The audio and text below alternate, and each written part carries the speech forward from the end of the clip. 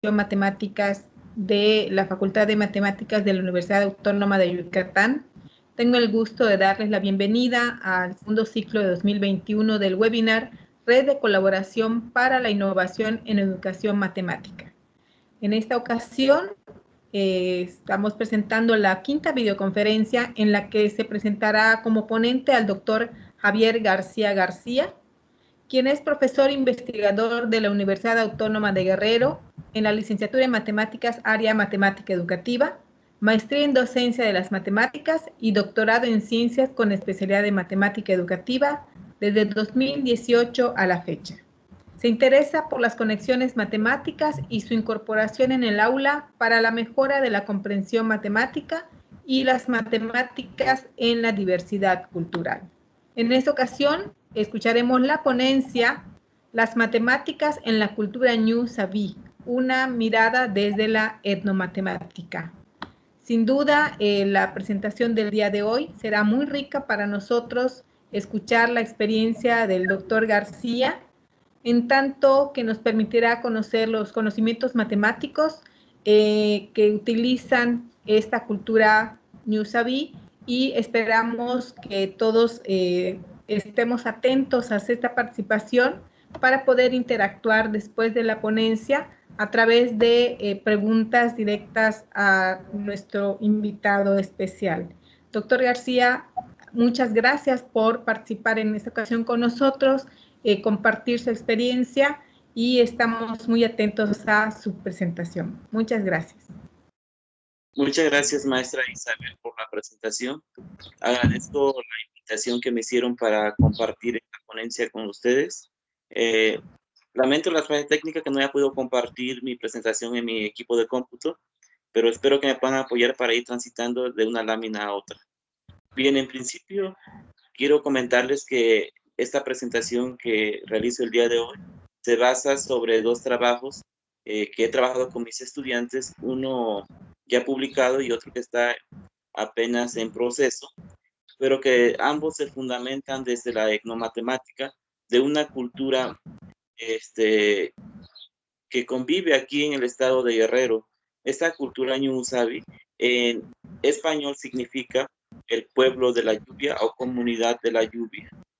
Si me pueden hacer el favor de transitar la siguiente lámina, por favor.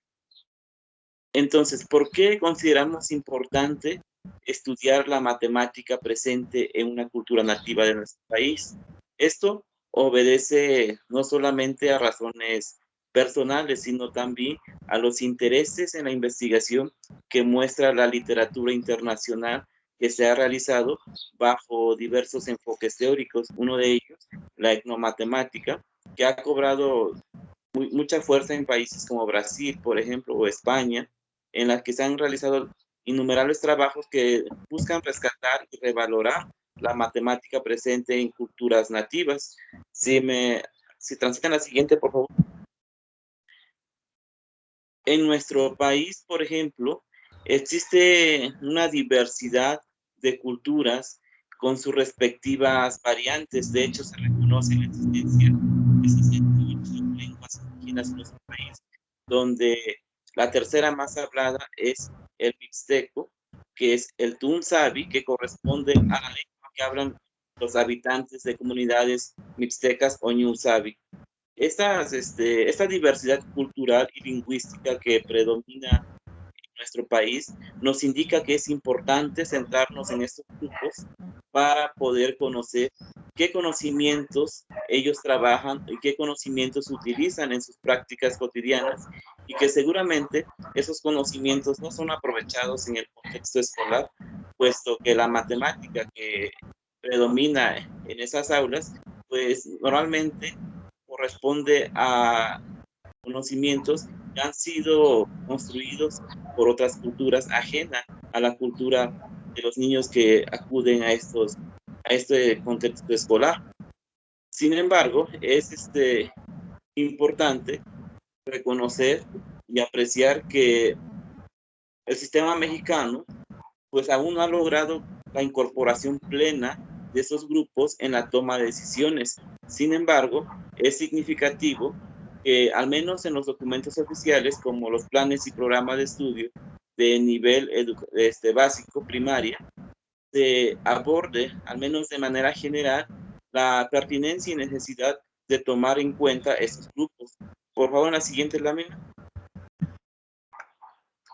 En ese contexto, en los planes y programas de estudio de educación primaria, se demanda la inclusión y la atención de la diversidad cultural.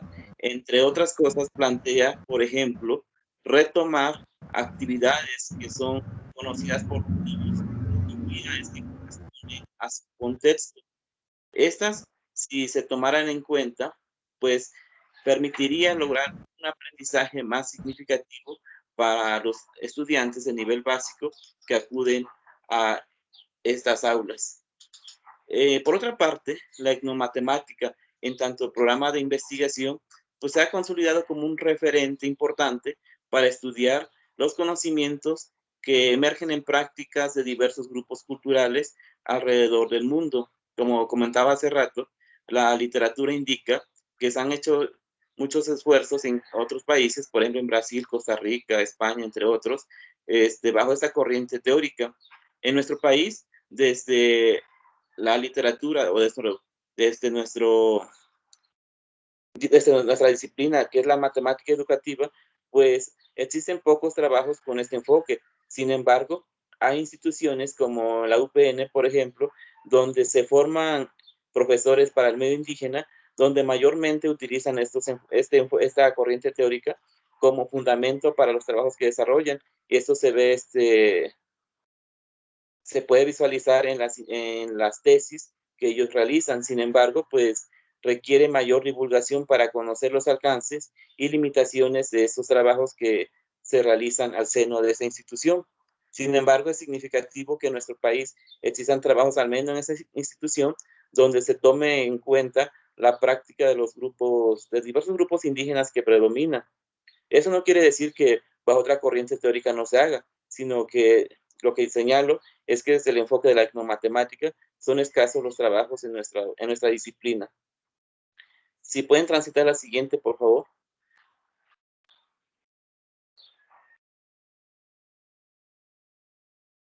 Las investigaciones que se han enfocado en los diversos grupos indígenas, al menos del estado de Guerrero y de México en particular, pues tiene que ver con cómo se desempeñan los estudiantes en el contexto escolar o qué tipo de práctica desarrollan los profesores en este contexto. Sin embargo, como señala Hertes en 1986, aún queda pendiente de velar aquella matemática oculta o congelada de diversas culturas, como en este caso la cultura ñusabi, que tiene su propia lengua, su propia costumbre, vestimenta, tradiciones, que la hacen diferente de otras culturas, pero también que realizan prácticas en las que aparece el conocimiento matemático, que puede ser un poco distinto del conocimiento matemático escolar. En la siguiente lámina, por favor. Entonces, es importante, como lo señala Ávila en 2014, reconocer las matemáticas propias de las comunidades indígenas, puesto que este representa un rasgo de identidad para esos grupos y un recurso para promover la autovaloración de los pueblos que es necesario recuperar y preservar. En ese sentido, la etnomatemática, en tanto programa de investigación, pues estudia aquellas prácticas o actividades tradicionales que realizan estos grupos, como la artesanía, la construcción de viviendas, diseño de artefactos, etcétera, en donde aparece una matemática utilitaria que estos grupos han construido a través del tiempo. Si pueden transitar a la siguiente lámina, por favor, gracias. Entonces, en estos trabajos que nosotros hemos realizado, atendemos inquietudes como la de Ávila, que señala que es importante reconocer qué saberes matemáticos circulan en las comunidades. Ávila 2004 señala que reconocer esos conocimientos sería importante a fin de incorporarlos en el aula para facilitar la labor del docente y contribuir con ello al aprendizaje de los estudiantes. También Aroca en 2003 reconoce que es importante vincular las matemáticas escolares con la realidad del niño, por ello nos plantea que por qué no indagar más sobre esa relación por medio de situaciones concretas, prácticas sociales u oficios que aún hoy siguen siendo muy diversos y ricos en formas de pensar, de hacer y de comunicarse. En ese sentido, en esta presentación, como comentaba en un principio, se presentan de manera general los resultados de dos investigaciones, una terminada y otra en curso, en el que buscamos identificar qué nociones matemáticas están presentes en dos prácticas. Por un lado, la construcción de un artefacto y por otro, en la construcción de viviendas tradicionales de adobe en comunidades Ñusabi del estado de Guerrero. Sobre la base de qué fundamentamos estos trabajos. Como he presentado en láminas previas, estos trabajos se fundamentan desde la etnomatemática. En la siguiente lámina, por favor. Este término, según su origen etimológico, deriva de tres términos, etno, tit y matema. De acuerdo con D'Ambrosio 2001, la etnomatemática se utiliza para expresar la relación entre cultura y matemáticas. Entonces, D'Ambrosio señala que corresponde al estudio de las convenciones particulares que diferentes grupos o etnos usan para matematizar su medio ambiente.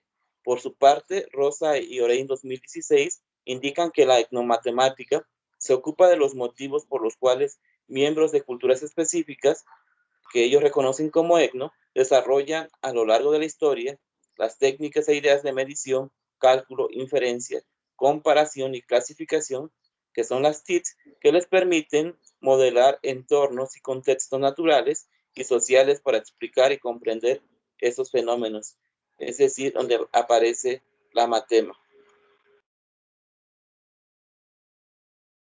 En ese sentido, los mismos autores señalan que la etnomatemática abarca el estudio de ideas, procesos, métodos y prácticas que están relacionadas con diferentes entornos culturales, puesto que reconocen que todas las culturas y todas las personas desarrollan métodos únicos y explicaciones que les permiten comprender, actuar y transformar su propia realidad. Por su parte, Ortiz Blanco en 2004 reconoce que la etnomatemática considera como grupos etnos aquellos segmentos de la sociedad que utilizan las matemáticas de una forma diferente a la visión occidental. En nuestro caso, la cultura Ñusabi emplea conocimientos matemáticos, tiene una cultura propia, una identidad, vestimentas que la hacen distinta de otra y que permite reconocer la riqueza cultural que tienen. Sin embargo, en los últimos años, así como ha sucedido con otras culturas originarias, pues poco a poco van perdiendo parte de los rasgos que la identifican, desde la vestimenta hasta el lenguaje mismo.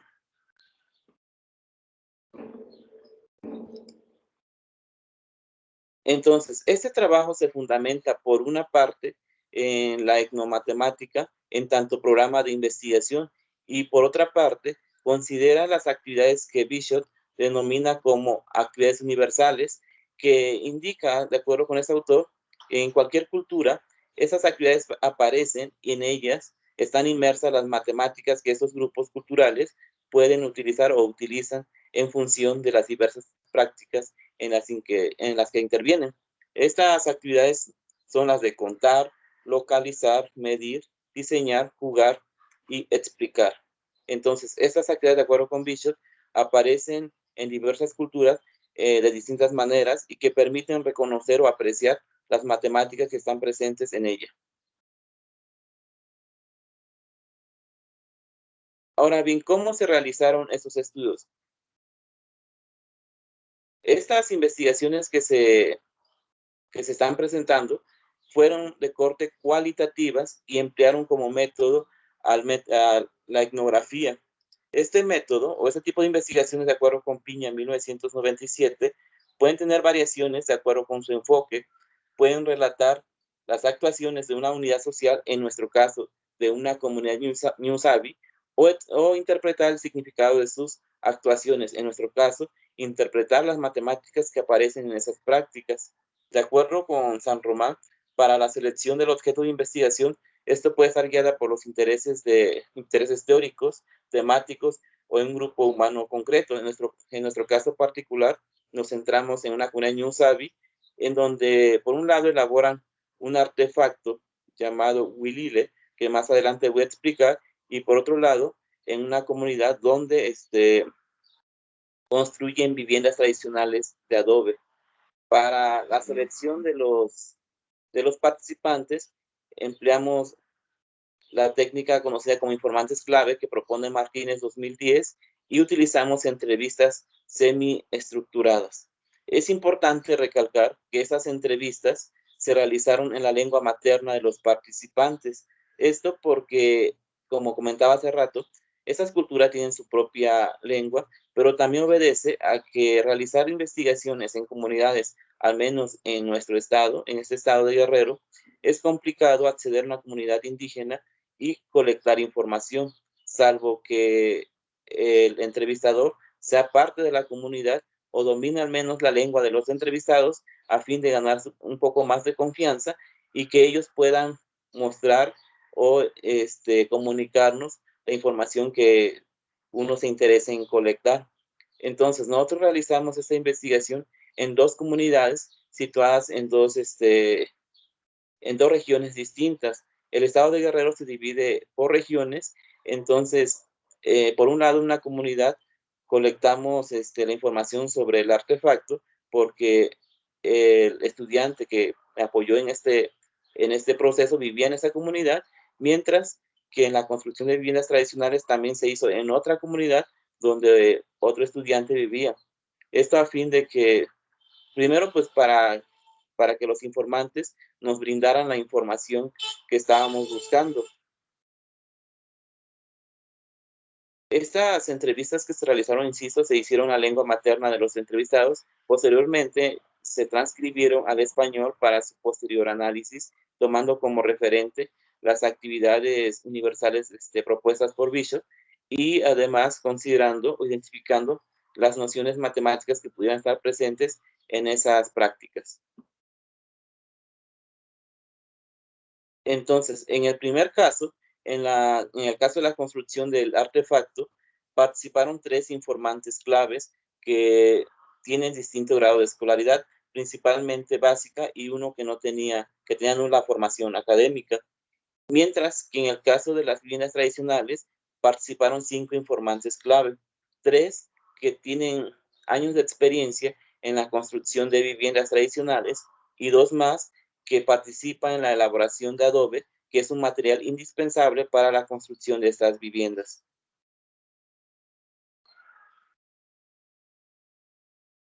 Ahora bien, ¿qué se obtuvo en estas investigaciones? En el caso del primer artefacto, del artefacto llamado Wilile, si le pueden pasar la siguiente, por favor. En esa lámina se puede ver ese artefacto que ellos construyen en esta comunidad. Seguramente, no sé si en Yucatán utilicen ese artefacto, pero he identificado que en diversos lugares de aquí de Guerrero sí lo utilizan, solamente que reciben distintos nombres. Los informantes indican en esta comunidad que este tipo de artefacto pues les ayuda en las actividades cotidianas que ellos realizan, puesto que participan en actividades agrícolas, principalmente en la siembra y cosecha de frijol, maíz, calabaza, entre otros productos. Entonces ellos refieren que este artefacto pues les es de utilidad para realizar su labor diaria. Para la elaboración de utilizan una medida no convencional que es la cuarta. Les permite construir los huililes de acuerdo a distintos objetivos. En ese sentido, ellos refieren que las dimensiones que pudiera tener este artefacto va a variar según el peso que se quiera cargar, según la edad de la persona o según su fuerza física. Entonces, ellos indican que existen de 5, 6, 7 hasta 8 cuartas. Entonces, depende mucho del propósito para el que ellos planifiquen usar este artefacto, es la medida que ellos emplean para su elaboración. En la siguiente, por favor. En este artefacto se elabora principalmente de un material que retoman de la naturaleza, que es un bejuco, que no son más que plantas trepadoras leñosas, cuyos tallos son largos y flexibles. Esto permite que puedan construir la estructura que hace parte de este artefacto. pero también utilizan productos industriales como el mecate, alambrón, alambre recocido, pinzas, entre otros, según la necesidad. Entonces, para elaborarlo, puede llevar desde un día, 2 días, o según la dimensión del mismo. Por ejemplo, un informante indica que elaborar un huilile de 5 cuartas puede llevar prácticamente un día, mientras que uno más grande puede llevar hasta 2 días. En la siguiente, por favor. ¿Cómo es que se construye este artefacto? Bueno, para construirlo de acuerdo con los informantes, lo primero que se tiene que hacer es seleccionar de manera cuidadosa y adecuada los bejucos, y que eso se suele hacer principalmente un mes antes, antes de elaborar el artefacto. Ellos indican que hay que buscar un lugar llano donde se sitúe esta planta, pero también que sea una planta donde que les dé directamente el sol, puesto que ello permitiría asegurarle un mayor nivel de vida al artefacto. Posteriormente, una vez que se seleccionan esos bejucos, o lo más adecuados que ellos consideren, se miden 4 trozos, utilizando la cuarta, y enseguida se procede a pelar esta planta. El siguiente paso es doblarlos en forma de U, y se amarran los extremos y se ponen a secar en un periodo aproximado de 15 días. Cuando estos trozos están totalmente secos, se amarran y se alinean 2 a 2, se colocan por ejemplo, en este amarre que ellos realizan, aparece una idea matemática que es la formación de paralelas en el sentido de la geometría hiperbólica. Luego de hacer los amarres, consideran también otro bejuco en forma de circunferencia que va a estar sujetada con ellos en la parte superior y que va a permitir darle forma a este artefacto. Cuando finalmente se forma la estructura de este artefacto, se procede al bordado del mismo. En la siguiente lámina muestro algunas imágenes de cómo es el proceso que siguen para elaborar este artefacto hasta la construcción del mismo. En ello, como decía hace rato, aparecen diversas ideas matemáticas, pero también aparecen las actividades universales que expresa Bishop, en la que reconocemos nociones matemáticas, prácticas como contar, que aparece en el conteo que ellos realizan de los bejucos, así como del material que van a utilizar para el bordado del mismo. Prácticas como medir, empleando principalmente la cuarta, diseñar cuando moldean un recurso de la naturaleza en un artefacto que será de utilidad para ellos, y la explicación que tiene que ver en cómo ellos seleccionan esos bejucos, en qué días lo pueden seleccionar, por qué en esos días y por qué elaborar este artefacto con la forma que actualmente tiene. Por ejemplo, en estas prácticas, por ejemplo, en el corte, doblez, bordado, estructura del mismo, así como en el artefacto en sí mismo, aparecen diversas nociones geométricas, como por ejemplo la longitud, empleando una medida no convencional que es la cuarta, ideas como la parábola, la circunferencia, perímetro de la misma, rectas paralelas, y la idea de parábola y de revolución. Entonces, en una sola práctica, que es la construcción de un artefacto, intervienen diversas ideas matemáticas que pudieran ser aprovechadas en el aula.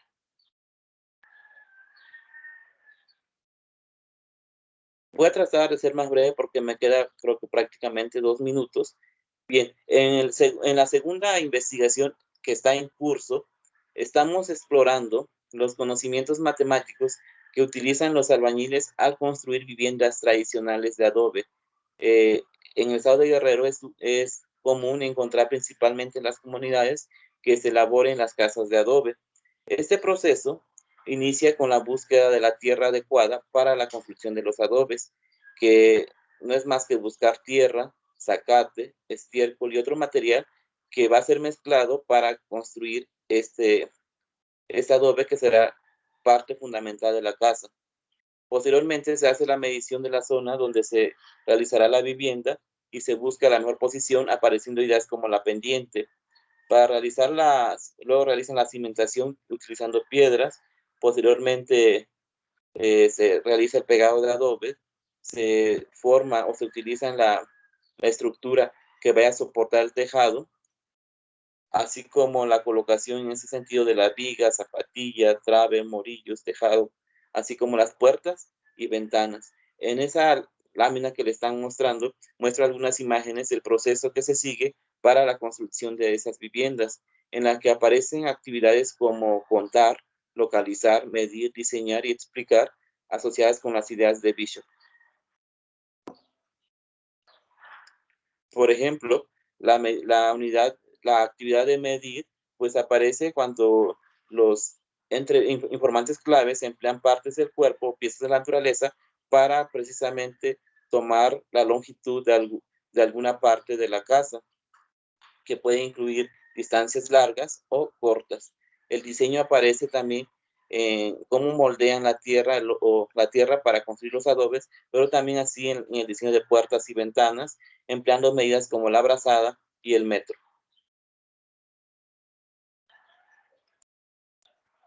Por ejemplo, en esa lámina muestro algunas unidades de medida utilizadas que son no convencionales y su respectiva equivalencia a medidas convencionales y su respectivo nombre en la lengua tunsavi. Entonces podemos visualizar, por ejemplo, que emplean la mano cuarta, los dedos, la brazada, media brazada, pasos rectos, la vara, el mecate, entre otros.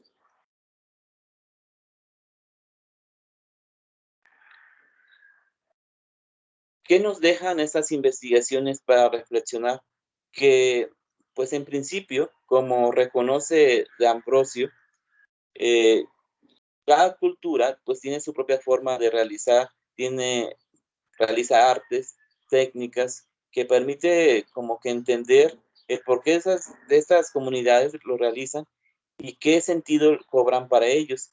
Esto es importante porque pues permite identificar aquellos conocimientos que ellos han construido a lo largo de los años, conocimiento que ha sido transmitido de generación en generación y que hoy en día los pobladores de estas comunidades aún siguen empleando.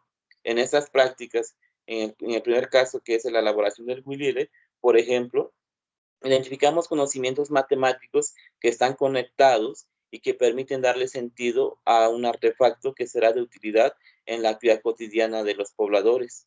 Por ejemplo, eso sería útil en el aula de educación básica o en la formación de docentes de este medio, a fin de que ellos puedan recuperar esos saberes y construir secuencias o tareas que permita facilitar la labor del docente en estos contextos, a fin de darle sentido a la matemática escolar que se trabaja.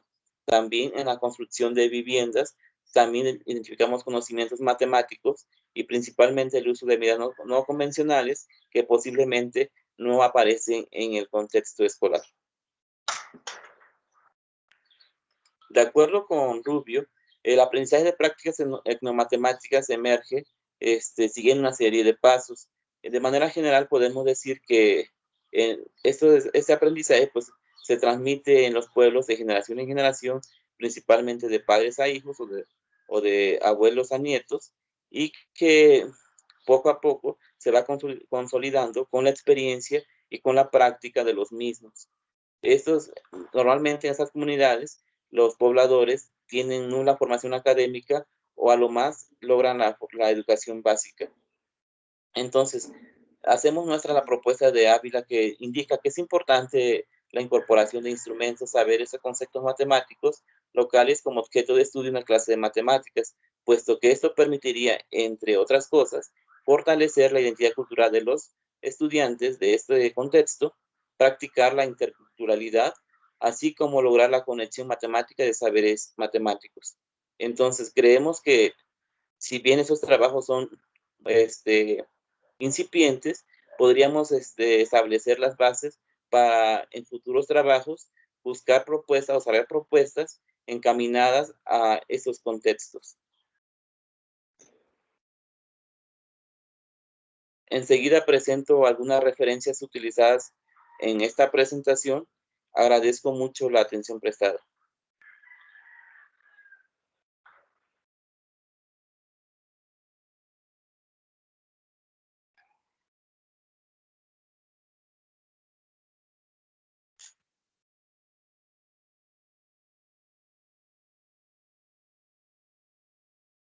Gracias, doctor, por su presentación. Vamos ahora al momento de las preguntas. Si alguno de los participantes quisiera preguntarle algo al doctor Javier.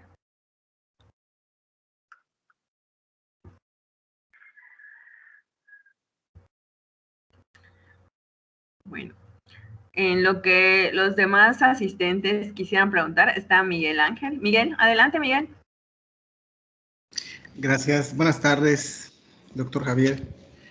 En la lámina 7 hablabas de estudiantes para llevarle los resultados. ¿En realidad te refieres a los estudiantes de la comunidad o a los estudiantes que ven matemáticas en otros niveles, por ejemplo? No sé si me expliqué. Sí, en la lámina 7 lo que mostré de manera general fue el objetivo de esta presentación, así como algunas citas de autores como Aroca y Ávila que dan soporte de por qué es importante estudiar la matemática de diversos grupos culturales. Yo decía ahí que este trabajo lo realicé con mis estudiantes de licenciatura y maestría, que en realidad corresponden a dos trabajos. Uno en el que estudiamos la construcción del artefacto y otros que está en curso, donde estamos estudiando la construcción de viviendas tradicionales. Ok, o sea que en este caso te referías a tus estudiantes. Así es. Ok, perfecto. Y en la lámina 13, por ejemplo, hablabas de la lengua materna y en relación a por ejemplo, le llamaste informantes, ¿verdad? Sí. Solamente es por la, digamos, por la reserva que tiene la comunidad, o sea, de entablar la parte social. ¿Es solamente por esa razón? Por una parte, pero principalmente los adultos mayores predomina en un nivel bajo el español o utilizan un nivel bajo el español, por lo tanto es más útil para nosotros entrevistarlo en su lengua materna, porque de esa manera podemos colectar más información, pero también porque permite, digamos, facilitar cierta confianza entre el entrevistador y el entrevistado. Por ejemplo, hemos tenido la experiencia que cuando investigamos en aulas indígenas y queremos entrevistar en español, prácticamente la información que obtenemos es muy limitada. En cambio, cuando entrevistamos en la lengua materna del niño, la información que nos ofrece es más rica. Excelente. Ok, muchas gracias. De nada, Miguel. Muchas gracias, Miguel, por tu participación. Vamos a esperar alguna otra pregunta y en lo que surge, pues aquí es la maestra Marta. Sí, adelante, maestra. Sí, gracias. Muy buenas tardes nuevamente, doctor Javier. Pues muchas gracias por la presentación. Me parece muy interesante los trabajos que ya realizaron, el que están realizando, sobre todo porque nos da cuenta cómo la matemática está presente en la vida diaria. Nos da cuenta cómo aún sin actividad escolar formal que reciben ciertas gentes, pueden hacer uso de esta matemática. Entonces nosotros en las aulas vivimos un problema o se dice que los niños tienen problemas para entender las matemáticas porque no les encuentran sentido.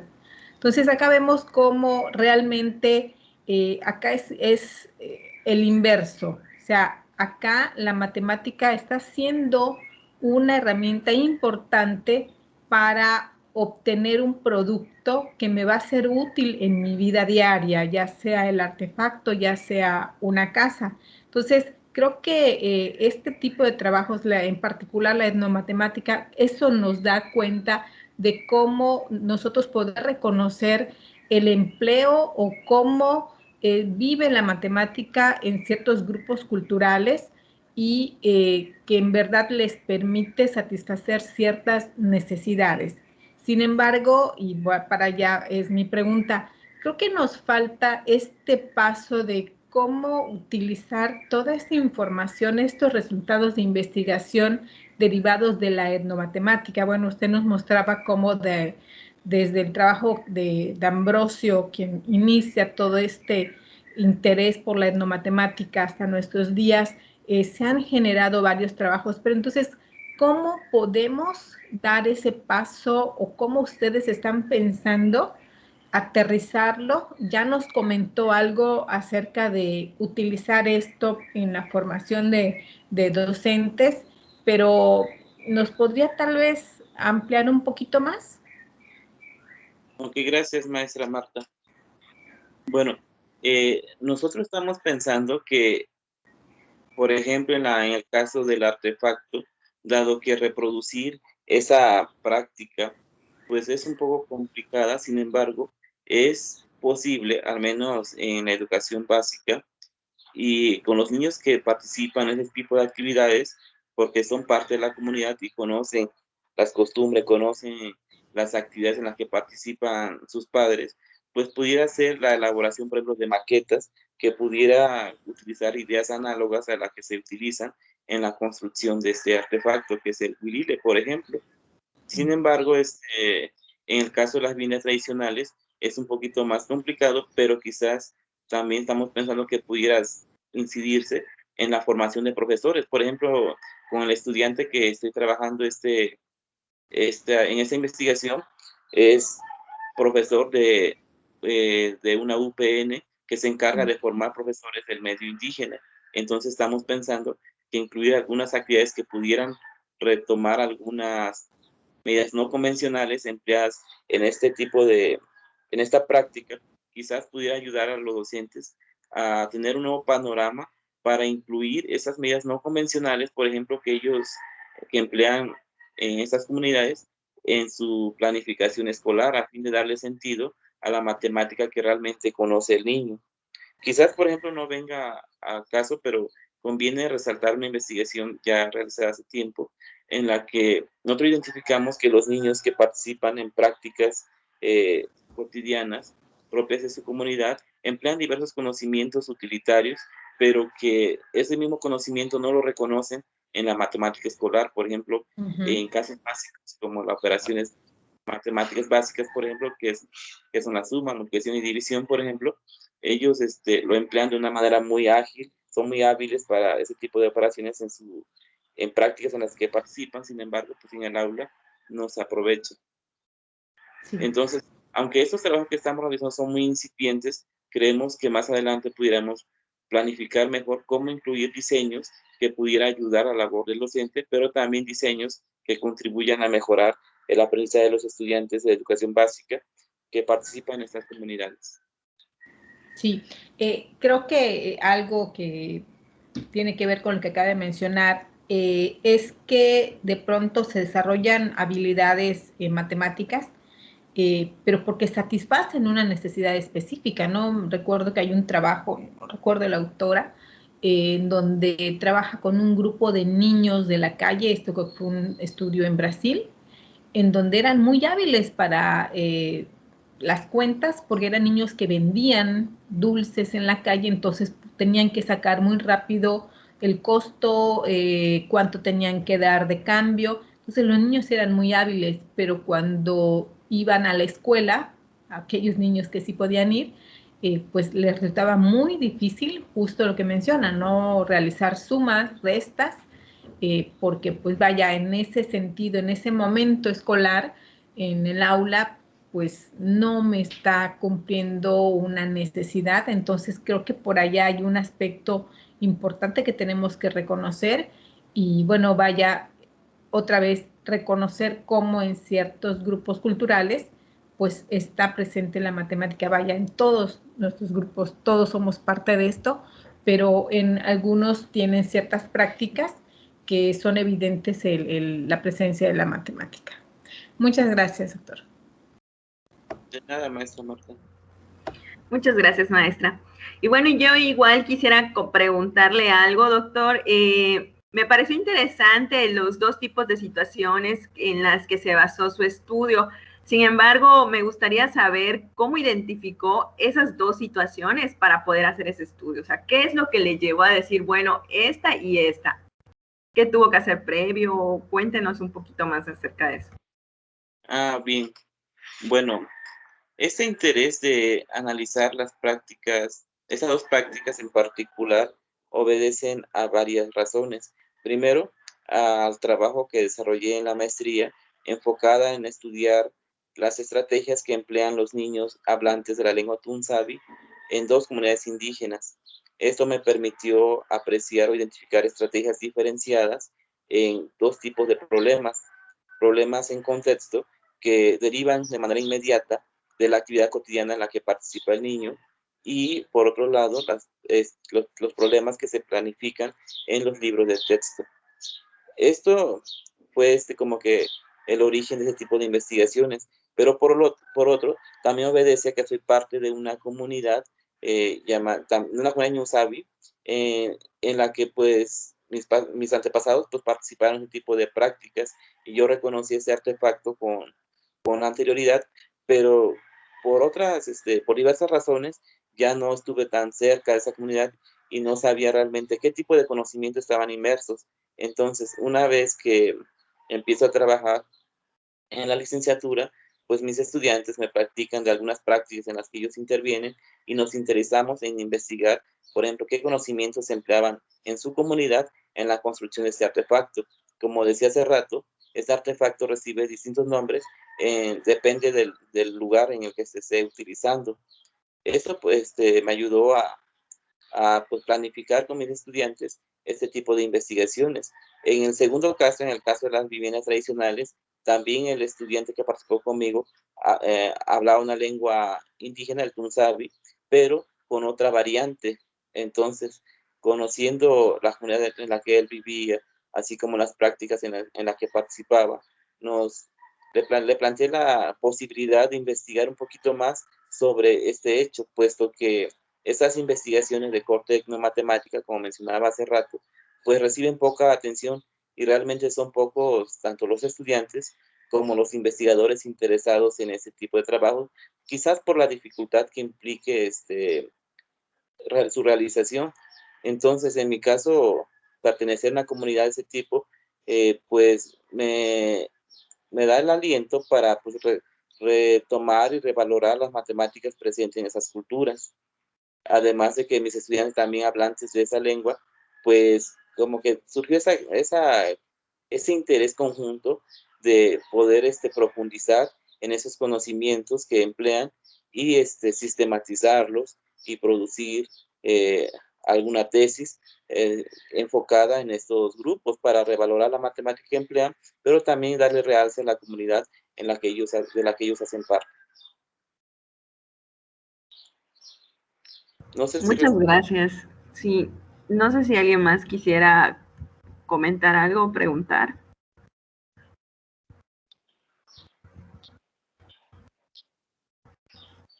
Ok, parece que no. Bueno, en ese caso, pues vamos a proceder a leer la constancia.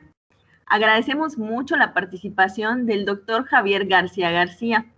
Me voy a permitir leer la constancia que dice así. El Grupo de Investigación de Innovación para la Educación Matemática de la Facultad de Matemáticas de la UADY otorga la presente constancia al doctor Javier García García por haber participado como ponente en el webinar de Red de Colaboración para la Innovación en Educación Matemática, RECINEM, con las matemáticas en la cultura ñusavi, una mirada desde la etnomatemática, llevado a cabo el 2 de junio del 2021 en la plataforma Microsoft Teams. Firman la maestra Marta Jarero, secretaria académica, maestra Estelita García, coordinadora de la licenciatura en Enseñanza de las Matemáticas, y una servidora como representante del comité organizador. Agradecemos mucho su participación, doctor, muy amable por permitirnos conocer un poco más sobre su cultura o esta cultura que nos comparte sobre la enseñanza de las matemáticas asociado a ello, y para conocer la etnomatemática, que algunas veces como que es un tipo de marco que para valientes, ¿no? O sea, porque requiere mucha estructura y bueno, aquí podemos ver la metodología que nos comparte también. No sé, maestra Marta, si gusta comentar algo. Las siguientes, en 3 semanas vamos a tener nuestro siguiente webinar, ¿sí? Y ahí vamos a tener a 2 doctores, al doctor David Glasserman y a la doctora Valeria Cantú, y ellos nos van a ofrecer una plática sobre emprendimiento e innovación educativa. Ambos son doctores del Tecnológico de Monterrey. Sí, maestra, no sé si gusta comentar. Sí, pues realmente yo quisiera agradecer la participación del doctor Javier García, sobre todo que comparta con nosotros el trabajo que están realizando. Es importante tener este tipo de espacio para conocer lo que se está haciendo en nuestro país. Agradecemos su tiempo, la experiencia que tiene en este tema sobre la etnomatemática. Y bueno, para nosotros también es rico ir involucrando, incorporando este tipo de temas y compartirlo con nuestra comunidad en la Facultad de Matemáticas. Esperamos tener más noticias sobre los resultados del trabajo que están desarrollando actualmente y poder seguir compartiendo con ustedes. Agradezco ampliamente su tiempo, su colaboración y le deseo mucho éxito.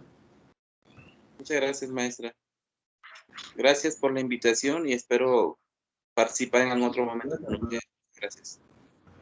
Sí, muchas gracias. Un gusto igual a los asistentes. Muchas gracias por su participación. Muchas gracias.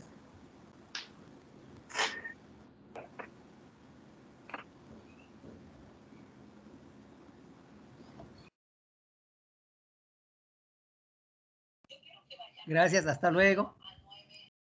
Hasta luego, doctor.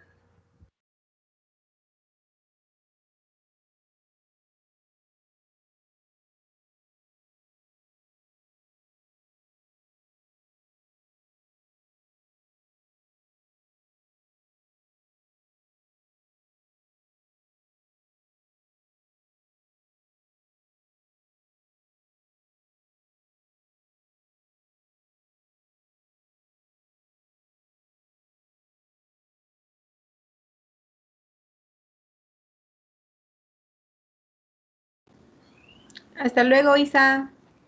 Hasta luego, maestra. Gracias, nos vemos. Bye.